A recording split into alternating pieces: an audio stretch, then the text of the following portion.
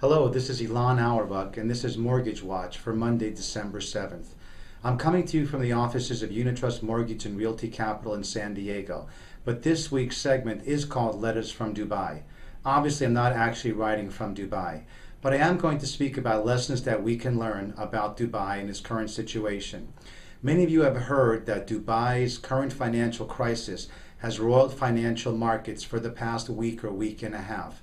And what I see in here is a lesson that many of us can learn something from. When I mentioned this to a friend of mine, the comment was, not another crisis again. And yet it seems that the crises keep coming. They keep rolling on, and every time we think we put everything to bed and we can get about the business of leading our lives, another financial crisis comes rolling along. Some of you know the story of Dubai. It is a small emirate, part of the United Arab Emirates in the Gulf. And it is very successful, or was very successful. It enjoyed a huge building boom. There's over $430 billion of construction projects in the UAE, which is a country or a group of states of only 4.5 million people. Dubai was the leading edge of the investment and the growth in financial markets. Dubai ran out of oil quite some time ago, so they wisely expanded into financial markets and trading and development.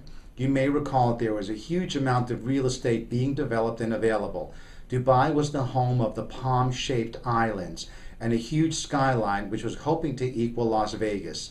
There's $38 billion buildings being built there, or were being built there. Dubai announced through its subsidiary Dubai World, which is the finance and investing arm, that they were looking for a 6-month hiatus in making their payments. Basically, that's like any homeowner in the United States looking to get a break from making 6 months of payments because they can't afford to make any of their debt obligations. This roiled financial markets. You may recall that last year, Dubai World was trying to become the owner of several U.S. ports, but was refused because it was considered to be too much of a strategic importance to the United States. Well, it's a good thing that didn't go through because that would have really made things difficult here in the USA. Dubai was very, very cutting edge and did a great job for a long time. But again, we had the makings of a huge boom. Lots of people went to Dubai to buy real estate, develop in apartments or other things they had no experience in the hopes of cashing in. Well, now it seems that all that cashing in has come crashing down. There's about $30 billion in payments that Dubai wants to put off for Dubai World.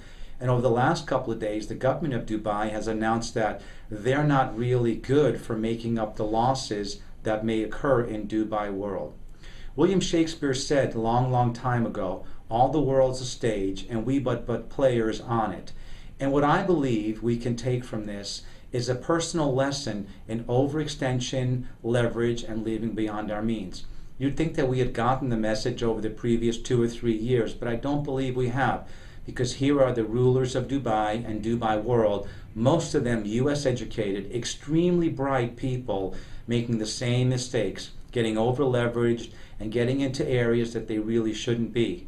I think the lesson here, especially during the holiday season, is a familiar one. We've got to learn to live within our means. If it sounds too good to be true, it probably is. It's okay to work at investing, but it's got to make sense. And too many of the things going on in Dubai just made no real sense, and yet it was a huge frenzy. You've probably heard by now there was a huge tulip boom in Holland in the 1600s. You think, why would people want to invest in tulips? That's what I thought about construction in Dubai. Not that it's not a great place. How many people really want to buy luxury apartments at the edge of the Arabian Gulf in a high-rise at the edge of the desert? Well, it seemed like a lot of people thought it'd be a good deal, but a lot of people are going to lose their money. Question things that don't make sense and things that don't seem possible and live within our means. With that, I believe that we will enjoy the holiday season a lot more than living beyond where we know we can go. I will be in touch with you next week, but in the meantime, this is Ilan Awerbuch with Unitrust Mortgage and Realty Capital, and this is Mortgage Watch for Monday, December 7th. Thanks very much and take care.